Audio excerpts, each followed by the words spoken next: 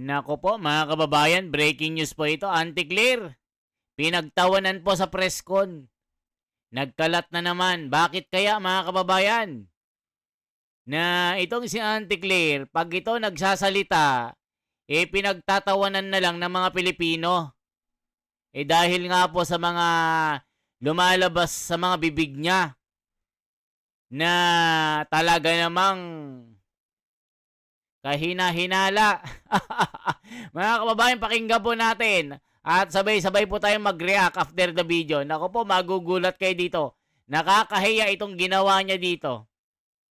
Yusek, Palace has released its initial reaction on the alleged impeachment complaint against President Bongbong Marcos. Siguro po, has he been made aware of these moves, and how ready is he to face claims of betrayal of public trust? Sa mga supporters po ng Vice Presidente na nagnanais po na magsampa ng impeachment complaint, mas maganda po siguro bago magturo at tumingin sa iba, tulungan muna nila ang idolo nila.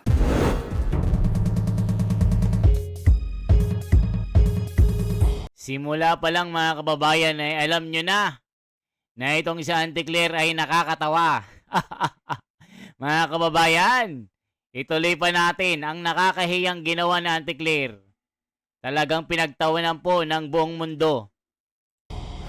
At maaari na po akong tumanggap ng inyong mga katanungan. Unang tanong mula kay Tristan Nadalo, Newswatch Plus. Hi, Yusek. Good afternoon. Yusek, Palace has released its initial reaction on the alleged impeachment complaint against President Bongbong Marcos. Siguro po, has he been made aware of these moves, and how ready is he to face claims of betrayal of public trust kung umabot man po sa impeachment complaint talaga? Wala pa nga yung complaint, paano makakapag-ready ang Pangulo? Babasahin muna kung meron mang complaint. At di umano, ito yung nakita na rin natin sa balita, na di umano na may lumapit sa isang mambabatas na mga supporters ng isang politician. So, at mukhang sila ay mga miyembro ng DDS. Okay?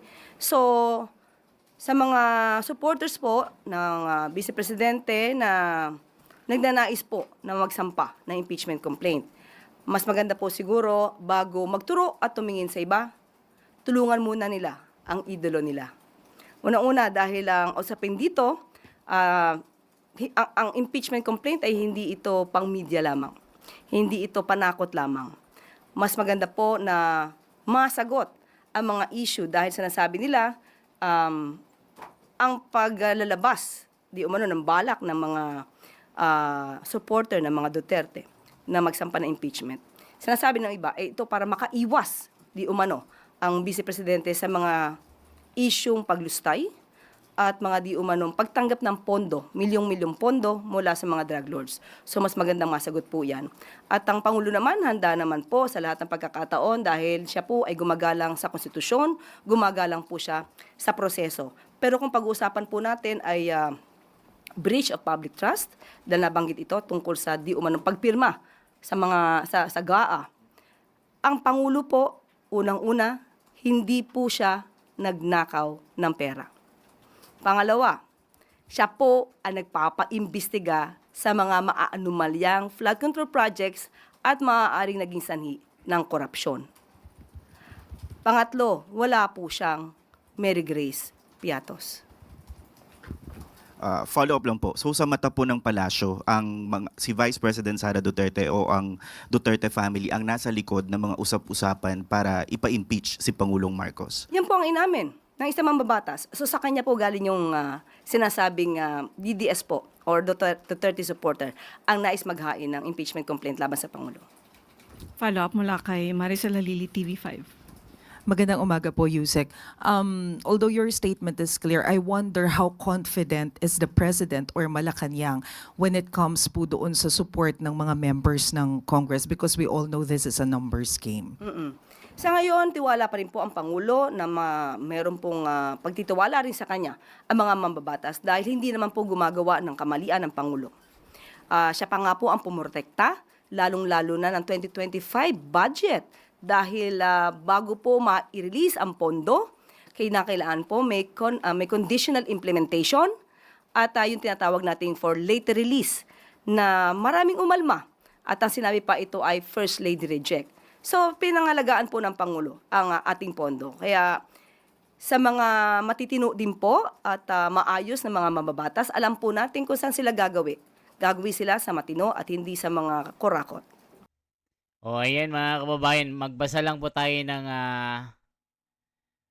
sa ano po, magbasa po tayo ng mga komento. Tignan nyo, tinatawanan po ito. Good morning po, watching from Bicol Regional Bike. Klaro naman alisin si BBM para malibre ang kurakot. Correct ka dyan, Yusek Claire. Ay mga tangalista, bobolista ito. BBM is the best president. Wow! Ang vice presidente ang i-impeach daw. Ala ka. Grabe talaga ng mga hugas kamay. We, di nga anti-clear. Ayan no. Di ko maintindihan mga Bisaya eh. Tama na, walang naniniwala sa inyo. Ayan, walang naniniwala kay anti-clear. Naku po mga kababayan ko. Tuloy pa natin ito. Pinagtatawanan po sa anti-clear dito. Ma'am, nung first time na lumabas yung issue ng impeachment against Vice President Sara Duterte, it was clear that the President does not want it to push through. Ganun pa rin po ba ang posisyon ngayon ng Pangulo tungkol naman doon sa bantang impeachment against the Vice President? Noong nakaraang linggo po ay nakausap natin mismo ang Pangulo at tinanong natin dyan. Dahil sinabi po natin, tinatanong na po ng MPC kung anong inyong magiging reaksyon sa mga nababalitang magsasampa ng impeachment complaint laban kay sa Vice Presidente. Ang tanging tugon lamang niya sa akin ay kung ano po ang pagtrato sa pag-iimbestiga sa flood control projects, mga anomalyang flood control projects. Ganon din po ang gawing pagtrato sa paggagawa or sa pag-iimbestiga patungkol dito sa impeachment complaint laban kay VP Sara. O yan mga kababayan, puro sila impeachment. Pero yung pangako nila na ipapakulong wala pa hanggang ngayon. Grabing budol, no? Anti-clear, kailan kayo hindi mangbubudol? Kailan kayo magkakatotoo yung mga pangako nyong 20 pesos sa bigas at may makukulong na mga korap? Nako po, sawang-sawa ng taong bayan sa inyo, anti-clear. Nakakahiya na, tama na, sobra na. Sunod na tanong mula kay Alvin Baltasar, Radyo Pilipinas.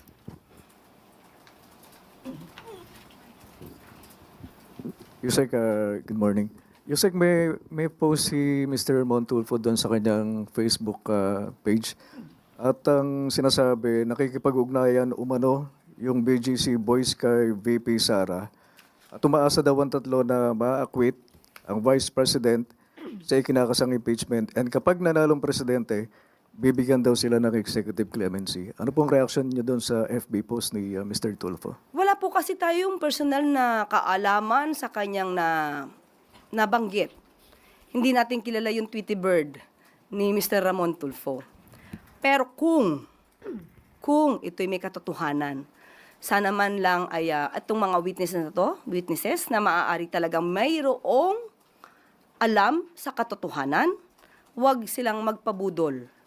Dahil mayroong mga nakaraan na umaako, di umano, sa maaari maging kasalanan ng mga kapulisan, pero yung mga kapulisan, ang miyembro ng kapulisan, ang siya nakukulong.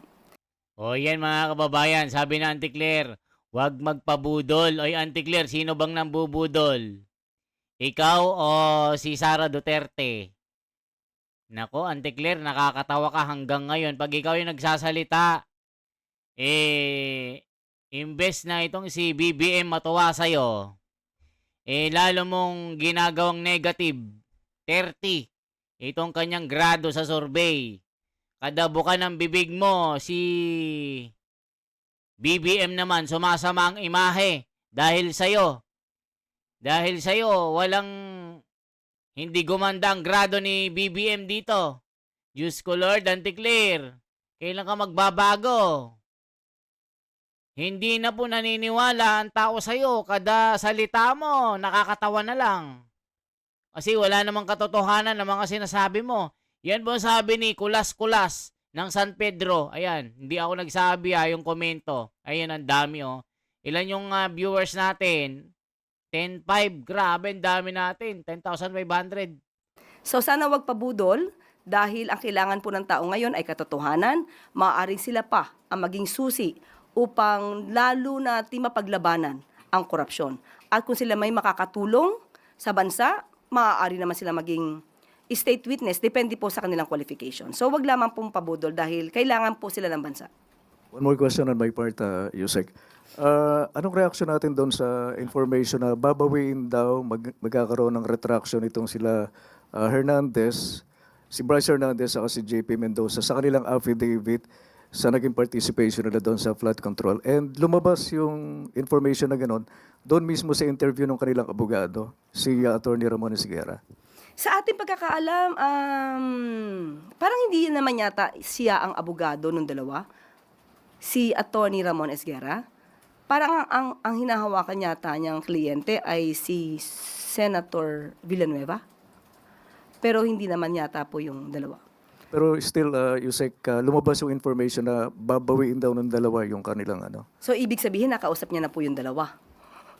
Yun ang, O may usapan na po ba sila? yun lang lumabas sa balita. Okay, well, again, wala po tayong personal knowledge on that. Pero muli, sa mga witnesses na maaari makatulong sa bansa, wag po kayong magpaloko dahil baka po lumabas na instant na kayo po ang maligtas dahil sa inyong mga katotohanang isisiwalat, kayo'y magamit at kayo pa ang mapunta sa kulungan. O, ayan mga kababayan, ibig sabihin, parang pinapalabas ni Auntie Claire, si Sara Duterte ang masama. Impeachment. Naku, Auntie Claire, habulin mo yung trilyon ng ninakaw, hindi si Sara Duterte. Lumang tugtugin na yan. Anong ikakaso nyo? Hindi naman pwede yung same case na naman. 'Di ba? Hindi nyo na kaya si Sara. Sabi nga ni Llamas, you can't win with Sara Duterte. Naku po, yari kayo. Yari na kayo. Auntie Claire, mag-ansabalutang ka na. Pag si Sara Duterte ang nanalo, isasama ka sa West Philippine Sea. Yan po ang sabi ni Tomas San Fernando ng Tanay. Lagi ako nanonood sa'yo, The Wonder. Nakakatawa ka kasi. Binobola mo naman ako. O si Auntie Claire yung nakakatawa, hindi ka panipaniwala sinasabi, ano? Ituloy pa natin. Auntie Claire, ayusin mo. Nanggigigil si Jason Sonsa. At ang inyong itinuturo na malalaking isda, sila pa po ang makawala. Follow-up question mula kay Ace Romero, Philippine Star.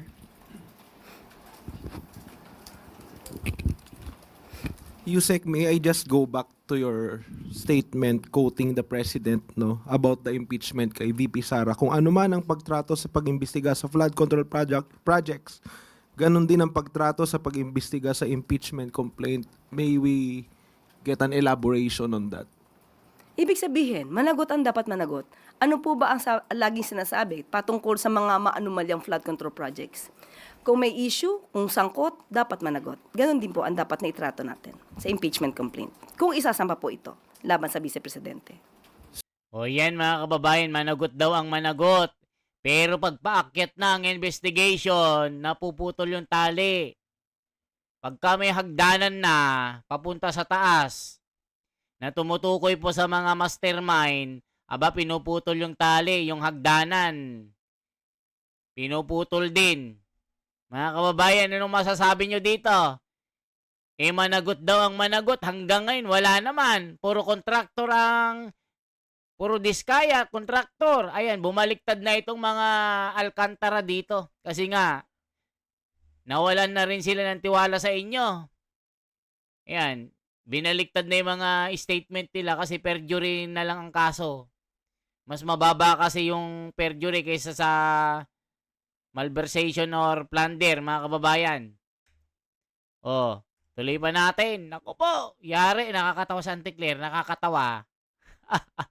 Nagiging clown ka na dyan, Auntie Claire. Sabi ni Tessie Vargas, alaka.